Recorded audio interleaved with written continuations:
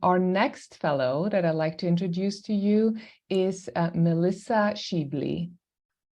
Thanks, Julie. Hi, everybody. Thanks for joining us and being with us today.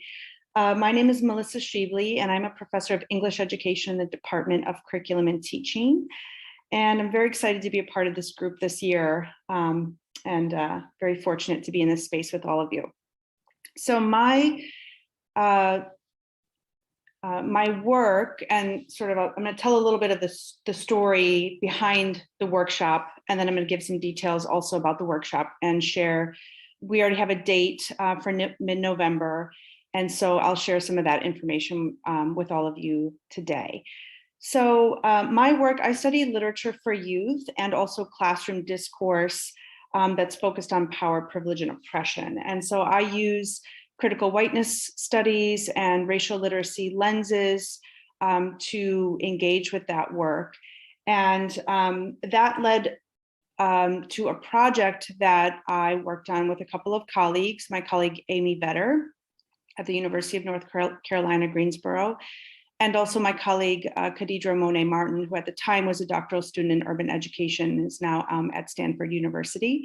And so we worked on a project that involved working with English language arts teachers in DOE schools, and we worked together for 3 years, and we studied critical conversations from our classrooms. So the teachers, and we considered ourselves participants as well in this work, so we recorded and generated transcripts of critical conversations from our own classrooms in higher education.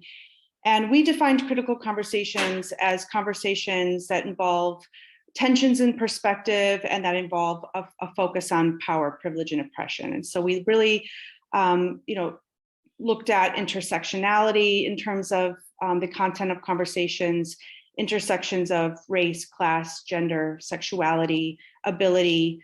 And my workshop will focus more on some of the racial literacy work that we did to align with a fellowship this year, but we really talked across the intersections of this work.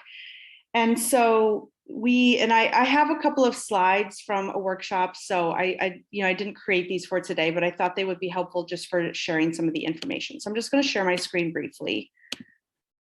Just give me a moment here.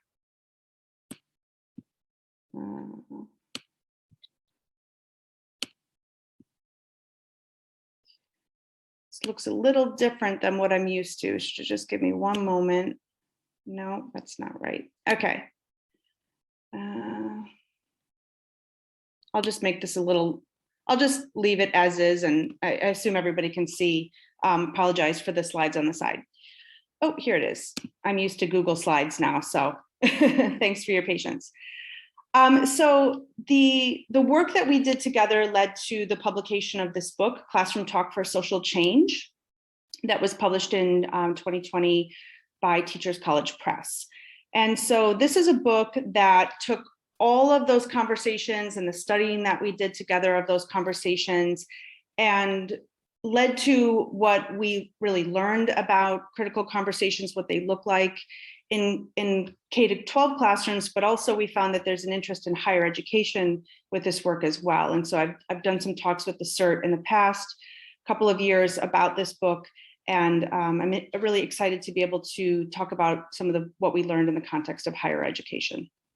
And so, so for my workshop, I will talk about some of the most, some of the ideas from the book that most align to the goals of the fellowship and some of the goals that the Racial Equity Task Force has, to bring some of this work to Hunter College and to my colleagues. And so I'll talk about some of the details of the workshop in a moment, but we've already set a date, and thank you, Julie, for working with me to get this workshop on the calendar. It will be HyFlex. I have taught HyFlex before and I am comfortable with it. So you can either attend the workshop in person on November 17th, which is a Thursday from 12:30 to 2, or you can attend via Zoom and I will run it in a HyFlex in a HyFlex format.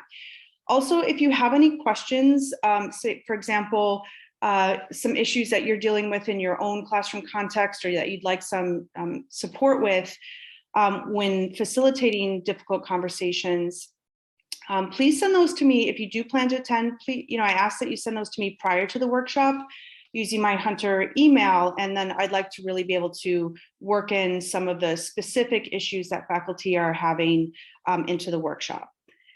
So part of this work, and I'll just share one more slide. The book itself is really developed around this framework that we generated. And this was sort of, again, what we learned about what these conversations look like and how we might, how we can facilitate critical or difficult conversations in our classrooms, and what that really involves, kind of unpacking that a bit more than what the literature offered at the time.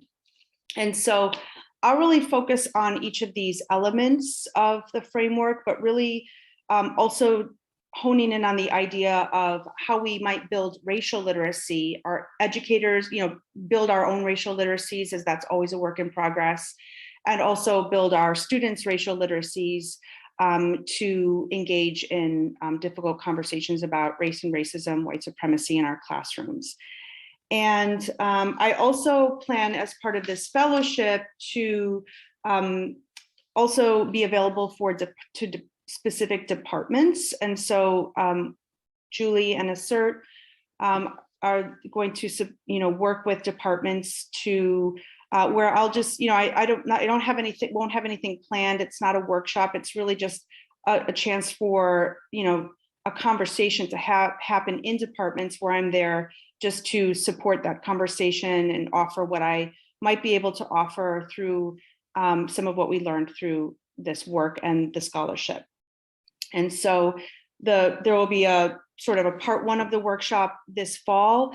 And then I'm also considering a part two of the workshop in the spring, depending on, sort of a follow-up from part one in the fall, depending on if there's an interest in that from faculty who attend in November. So I'm just going to stop sharing my screen here. And I think that's probably at time. But as I mentioned, if you have any questions or you want to send me any issues ahead of time, if you plan to attend, please reach out. Thank you. Thank you so much, Melissa, and do look for your Assert emails, whether you're on our listserv or whether you're a department chair. We'll be reaching out and announcing all these opportunities Melissa just described. Thanks so much.